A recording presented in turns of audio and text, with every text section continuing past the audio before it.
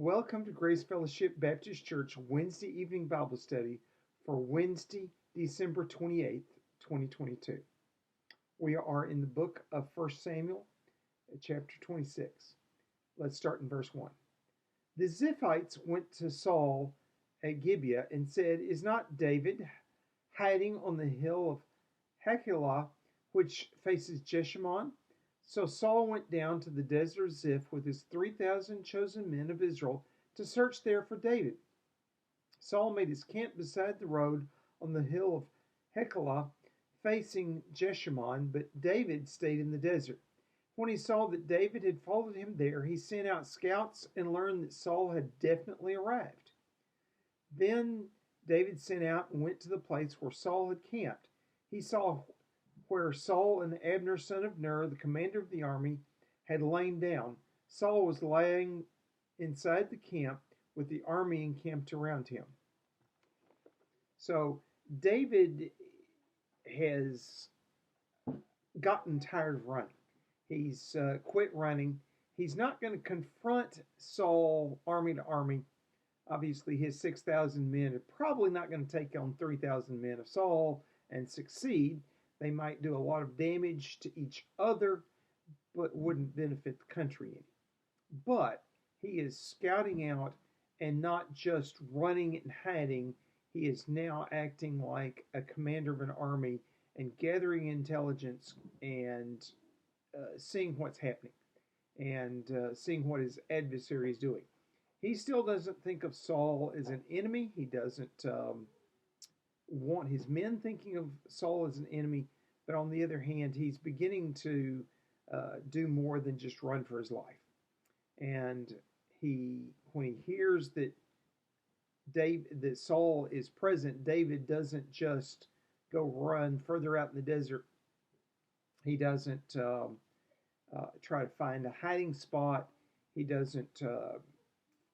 He indeed does what a good commander would do: send out scouts, find out where they are exactly, find out where the camp is. And in this case, he himself goes. And apparently it's at night because Saul and Abner, son of Ner, the commander of the army, are laying down on the ground.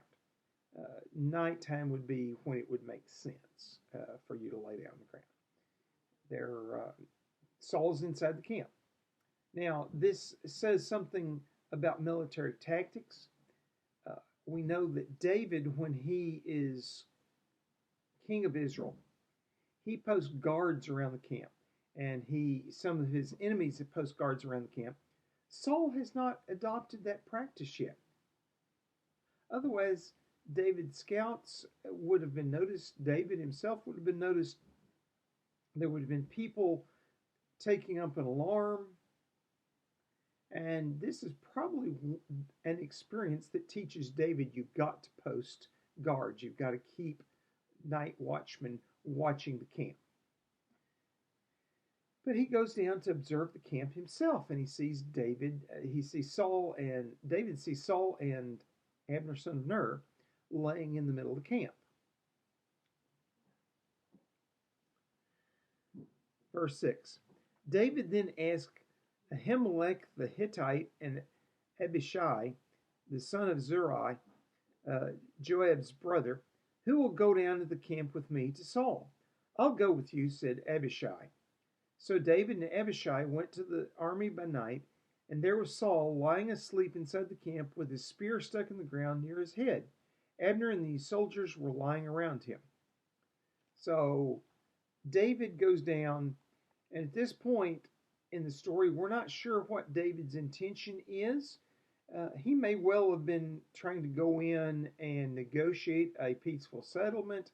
That was common, that even before you began battle, you would negotiate what the outcome of the battle was. He's beginning to act like an army commander, and he doesn't yet have a trusted advisor, a trusted confidant that he can send as an ambassador. In that day and time, much like in medieval times, the armies would be camping opposite each other, And before the battle started, an ambassador and representative of each side would come out in the middle into a tent or a platform or something in the middle between them and negotiate what the battle was for. You know, if you win, you get this territory. If I win, I get that territory, or you pay me so much, or whatever the goal. And each army would have a goal and win lose conditions. And sometimes they got quite complex. You know, we got to, if I win, we got to establish trade and you marry my daughter.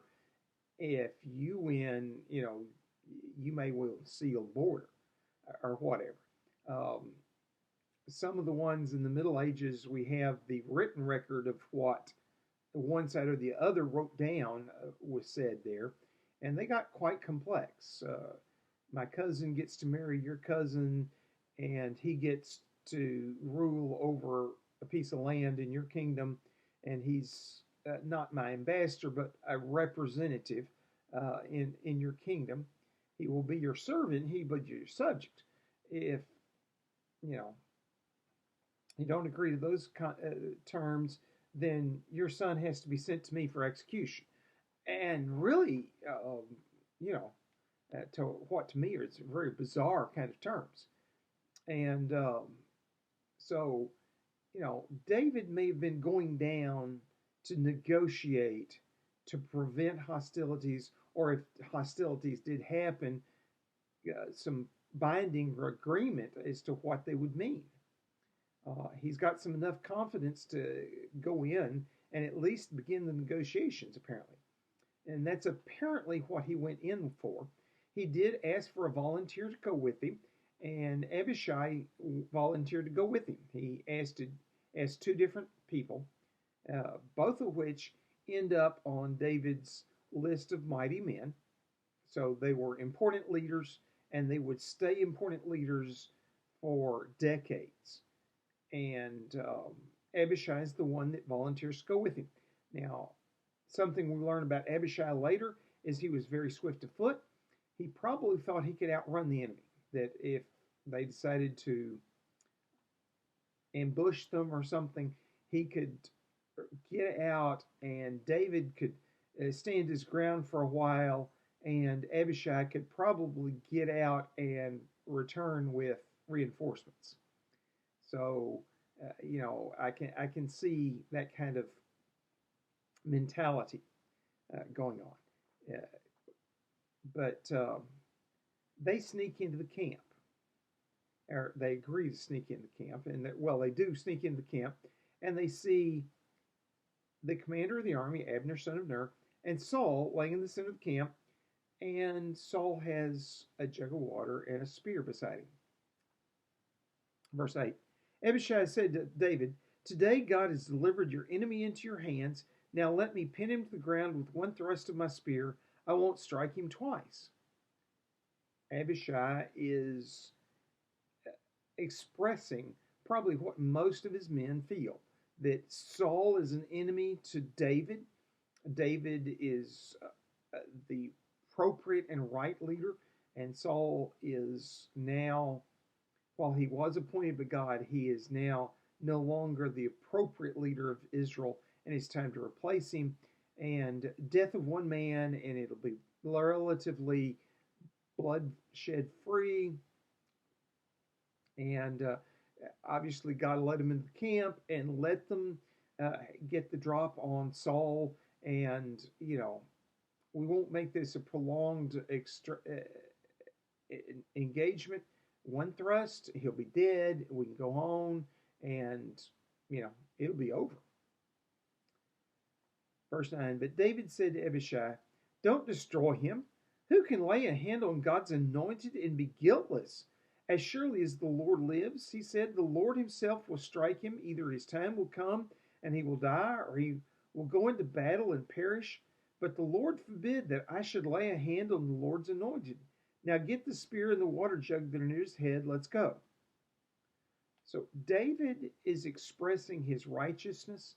He's seen the thing, and maybe he had this plan all along that I'm going to sneak in, I'm going to find something that is Saul's, that's clearly Saul's, and that would be with Saul, and maybe cut off the other corner of his robe. I don't know.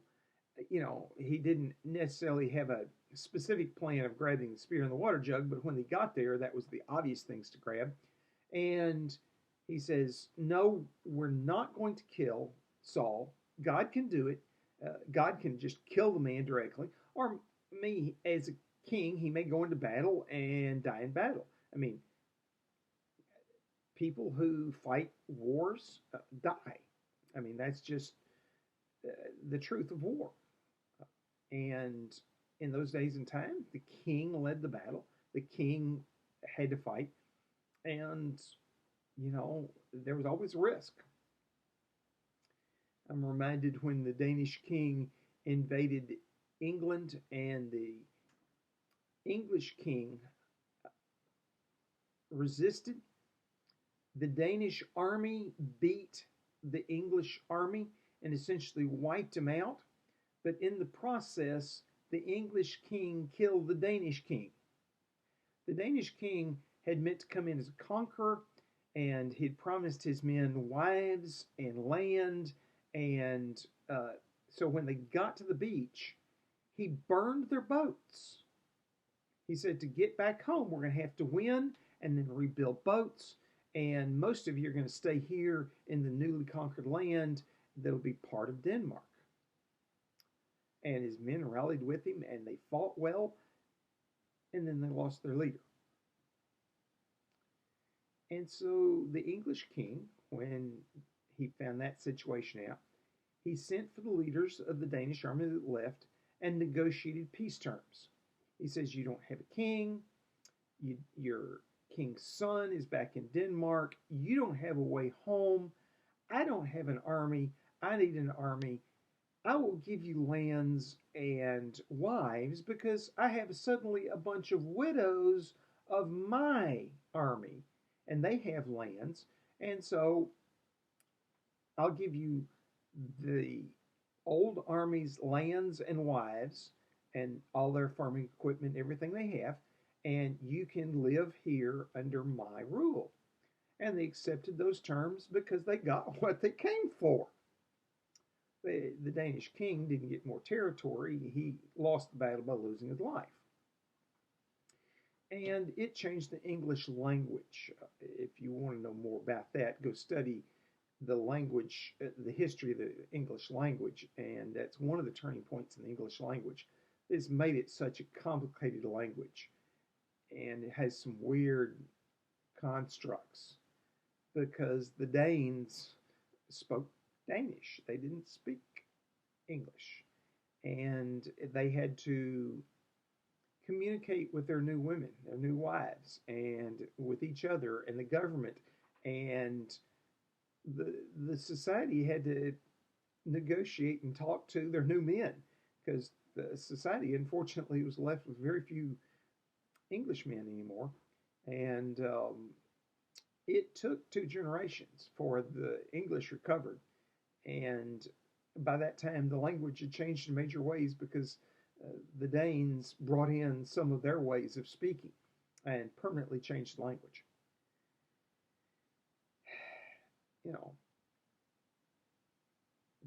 Abishai was thinking of something similar. Hey, we can just destroy the leader and then you can be king. And David knows, no, God's in charge. If we kill him, we will incur guilt on us. And he's probably thinking of his wife Abigail's testimony the chapter before, in chapter 25, when, he was going to go kill Nabal and all his men. And Abigail prevented him by giving a gift and this beautiful speech in which you're going to be king, but you don't need to have blood on your hands by avenging yourself. Let God avenge you. And he accepted the gift and says, you're right, I shouldn't do that. It's probably fresh on his mind. Let's face it, it's a fresh wife he's got. And she's a wise woman, and she's got some good reasoning. And so when he meets Saul, he's like, no, I'm not going to kill the Lord's anointed. He's king. He should be king because, and he will be king until he dies. And God has it in his power in his hands to kill him, whether it's by natural causes or old age or, you know, somebody else in his close company decides to commit regicide or something, or he goes out into battle because battle is dangerous. And like the Danish king, won the battle but lost the war because he lost his life. Um, and the English king lost the war but won the war because he killed the Danish king, and so ended up with an army, even though he'd lost his whole army, and men to populate his country, and it changed the complexion of the language and the complexion of the English permanently. Uh, David knew that kind of facts, that men that go into battle, particularly fight hand to hand, they can die. That was a fact of life. And he's like, let God handle him. God can kill him. There's all kinds of ways. Apparently, Saul was old enough that death by natural causes was a reasonable explanation. And David's like, no, we're not going to be guilty of his murder. Just grab the jug and the spear and let's go. And so they grab it and go. Verse 12. So David took the spear and water jug near Saul's head, and they left. No one saw or knew about it, nor did anyone wake up. They were all sleeping because the Lord had put them into a deep sleep. So, the explanation they have is God put the Israelite army and its leadership into a deep sleep, and nobody noticed. That's a reasonable explanation. I'm not going to argue God didn't create a minor miracle there so David could sneak in, sneak out, and everybody know David's character. On the other hand, I'm going to sit here and say Saul and his army and his commanders had failed to do the job that they should do. When you're in potentially hostile territory, even if you're within the country, you need to put a guard up around your army when they're sleeping so the enemy doesn't sneak in. If David was really an enemy, he and Abishai could have done a lot of serious damage. Definitely the leadership sneak in and kill Saul and Abner and some other people that were critical to the government and sneak back out. They didn't post a guard. They didn't put night watchmen up. They didn't do many of the things they should have done. So they're at fault. And David's fixing to point that out. But David was also probably in stealth mode. He was trying to sneak in, trying to be quiet. As a shepherd, he would have been used to tending the sheep even at night when they're all sleeping, watching them, circling the flock, and making sure that they were sound asleep and that something wasn't disturbing them, that there weren't wild animals sneaking up on the sheep, etc. And he would have been learned to do so quietly so as to not disturb the sheep. And found at this point he's using those skills, very useful to invade an enemy camp. And he goes into the camp, he gets the spear and the jug, and he gets out. And they do it quietly, and they leave. Verse 13. Then David crossed over to the other side and stood on top of the hill some distance away, where there was a wide space between them. He called out to the army and to Abner, son of Ner, "Aren't you going to answer me, Abner?" Abner replied, "Who are you who calls to the king?" David said, "You're a man, aren't you? And who is like you in Israel? Why didn't you guard your lord the king? Someone came to destroy your lord the king. What you have done is not good. As surely as the Lord lives, you and your men deserve to die because you did not guard your master, the Lord's anointed. Look around you. Where are the king's spear and water jug that were near his head? He's directly challenging Abner that he failed to do what the commander of the army should do, is defend the king. Pointing out he didn't post a guard. He didn't have night watchmen. He didn't have somebody watching over Saul to make sure he stayed safe. And he's pointing out what's missing. Hey, where's the water jug that's by Saul's head? Where's Saul's spear?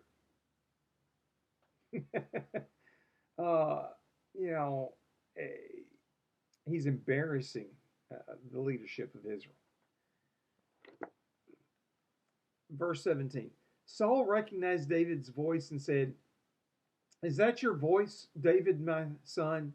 David replied, "Yes, it is, my lord the king." And he added, "Why is your lord pursuing his servant? What have I done, and what is wrong I am guilty of?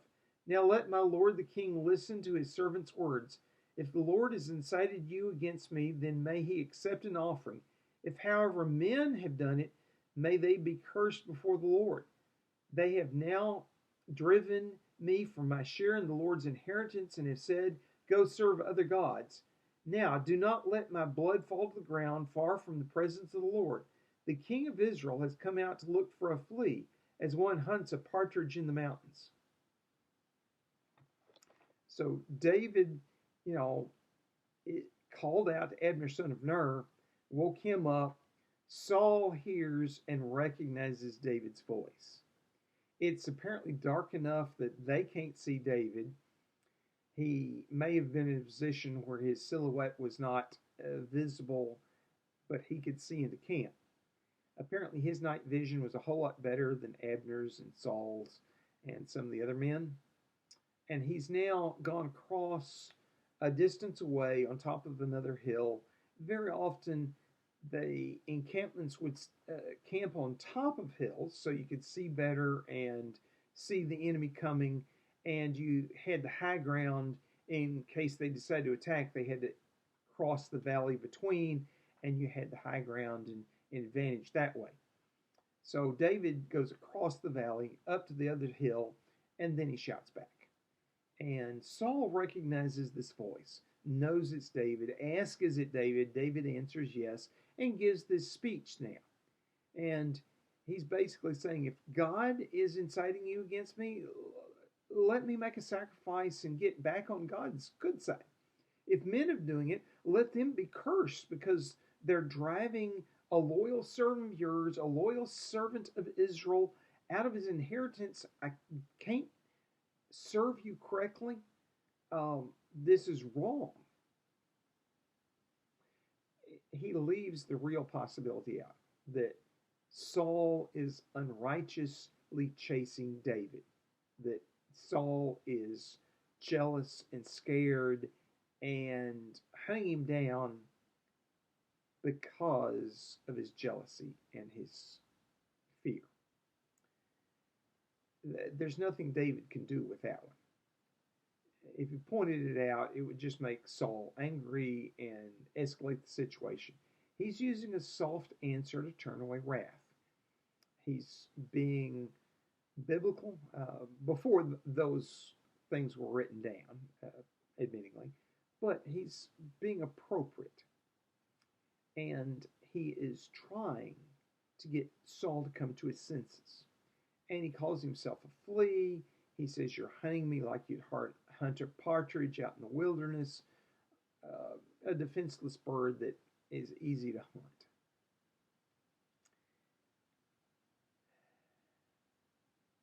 Verse 21. Then Saul said, "I have sinned. Come back, David, my son, because you have considered my life precious today. I will not try to harm you again. Surely I've acted like a fool and have erred greatly." So Saul admits his guilt, and he asks that David come back into his service, and that he won't, that obviously David is not out to kill Saul, because let's face it, if you could steal Saul's spear from beside his head, you could have killed Saul with his own spear. It's obvious. And by this point in time, Saul knows his spear and the water jug are missing, and he would be a dead man if David was after him. So he has another moment of rationality, of clear headed thinking, and he admits to his sin. And he's doing this in front of the camp, the Israelites. His men now know for the second time David could have killed Saul and chose not to. And that David is of that character where he is not going to kill Saul. He is intentionally trying to not kill Saul, to negotiate with Saul and get him to not chase him anymore. Saul has, for the second time, admitted that David is more righteous and that he should not be chasing Saul. Saul should not be chasing David. Verse 22. Here's the king's spear, David answered. Let one of your young men come over and get it. The Lord rewards every man for his righteousness and faithfulness. The Lord delivered you into my hands today, but I would not lay a hand on the Lord's anointed. As surely as I valued your life today, so may the Lord value my life and deliver me from all trouble. So David basically says, send one of your low-level servants up to come get your stuff, and he can have it back. I'm not trying to steal your stuff, but God's going to reward me. He put you in my hands. I could have killed you. I chose not to. He will reward my faithfulness. He does not say, I'm going to come back to your service. He does not take up Saul's offer. He knows Saul by this point in time. Saul has promised already not to, and then is back out there chasing David again. So he knows Saul is going to eventually change his mind again, and he doesn't want to be in his presence for it to be an easy task for Saul to kill him. Like, yes, I trust God when I drive that God will protect me and that, driving will be safe. On the other hand, I don't tempt God. I put my seatbelt on. I, do all the safety things I'm supposed to do. I watch. I stop at stop signs. I stop at stoplights. I yield at yield signs, etc. I watch carefully. I watch where everything is on the road. I look twice before I change lanes, etc., etc. Because God will protect me through those things. It's not that I can totally protect myself. I've seen things on the road. I've driven long enough that I know there are situations where, through no fault of your own, things happen. The car next to you that's just been traveling beside you at steady speed suddenly blows out a tire and they can't control it, and they come into your lane and hit you. There's nothing either one of you could have done while you're driving about that. Now, the other driver might have had some knowledge that the tires were getting bad, but most of my blowouts, I had no idea the tire was fixing to blow out. It just happens, and suddenly I've got to control this vehicle. Fortunately, every time that's happened, I've been in a place where I could get over. It didn't hurt anything, and it didn't hurt anybody else. It didn't hurt me. I didn't lose control. But I've seen it happen where you lost momentary control. If you were in tight formation, you could have caused an accident. I've seen people dart across multiple lanes of traffic at excessive speed and go through too narrow gaps. I've seen that kind of thing cause a wreck. When I ask God to protect me, I'm asking Him to protect me from that kind of thing that I have no control over. David here is also doing the same kind of thing. He's not going to put himself in Saul's hands where it's easy for Saul to get him. He's going to depend upon God, but he's going to depend upon God from somewhere other than where Saul is. He is depending upon God to give him the wisdom to do the right thing that's the safest thing, and then to change Saul's heart or some other way protect him from Saul. He's not going to come into Saul's court and be at risk from multiple people that may view him as an enemy. And he points out to Saul that God is the one that judges righteousness and justice and injustice and evil and rewards it. And that because David has been righteous and just, God will protect David. That Saul is fighting against God. And by implication, Saul being unrighteous and evil and unjust, God is fighting against Saul. And he leaves that hanging as a very obvious implication that would have been understood by everybody present.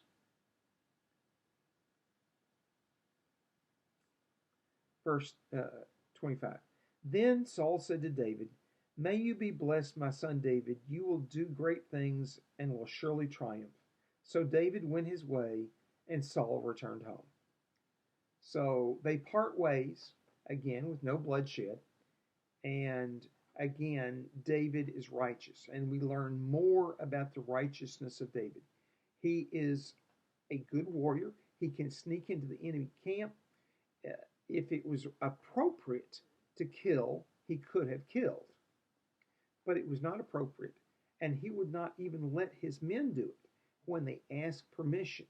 Now, admittingly, this was one man, and Abishai is, you know, but he probably speaks for most of David's men. Probably most of David's men view Saul as an enemy because Saul views them as an enemy. And they understand the score on earthly terms. And they see this as an adversarial relationship, and you're either allies or foes, enemies, and they're clearly not allies. David sees it from a spiritual viewpoint. There's righteousness and evil, and he has got to stay on the side of righteousness. He's got to be a man after God's own heart. And so he is, and he does not allow his men to commit evil of killing the king. The king is the rightful ruler of the country, and he is not going to kill the king, even if the king is trying to kill him. That's not the way to solve this. And he knows that, and he's depending upon God to solve it, and he's pointing out that to everybody.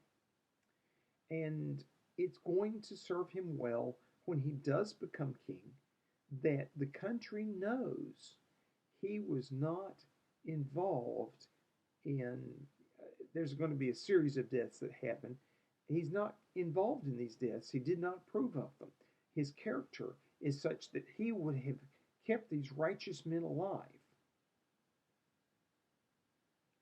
And this is another instant where essentially the 3,000 most important people in the kingdom realize this about David. The 3,000 men that are guarding Saul, clearly Abner, son of Ner, and the other leadership. And so Saul goes back home, quits chasing David. David goes back out to the desert. He withdraws with his men. Holy Father, help us to be the kind of righteous people that realize what is right and don't do what's expedient, like Abishai urged David to do. But we will be the kind of people who do what's righteous, like David did. Refuse to harm those who should not be harmed. That we will think and practice. Lord, we do appreciate you coming to earth to dwell among us, to be Emmanuel, to forgive us of sin, that you are the one who brings salvation to man, forgiveness. There is no other name under heaven where men can be forgiven of sin other than your name, the name of Jesus. Lord, have us to honor you in this season where we will remember your birth. Have us to understand that it's not just that you were here to be on vacation among humans and take a vacation from heaven on earth, but you came with a purpose to be the Savior and have us to proclaim that in your holy name. Amen. I am your host, Frank Reich, Associate Pastor of Family and Ministry at Grace Fellowship Baptist Church. And this was the Wednesday evening Bible study for Wednesday, December 28th, 2022. It is recorded on Sunday, December 25th, 2022. And we had a great worship service in the Lord this morning. At the nursing home, we had a great worship service in the Lord, one of the largest attendance we've had. Bill and Alice and Herbert were there, and the four of us led worship, and it was a great time, and people thoroughly enjoyed it. I got a lot of comments. Bill, they want you back.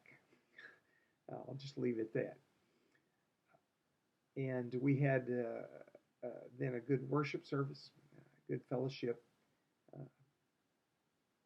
Oscar is continuing to preach good, serious sermons. He finished today. He starts another one that sounds like it'll be absolutely wonderful. I'm looking forward to it. Frankie and I are fixing to go camping. We will be here on Wednesday, the 28th, but we leave town Monday, 1 week from tomorrow, and we'll be camping in Bastrop State Park for a week and then be back. Nathan and Blaze will be here house sitting. They live here, so that's not particularly hard. And we will have, we plan to have a good time. So you have a blessed week. I hope to see you Wednesday night at the Bible study. If not, I hope to see you Sunday at the worship service. And if not, I'll see you here on YouTube. Have a blessed week.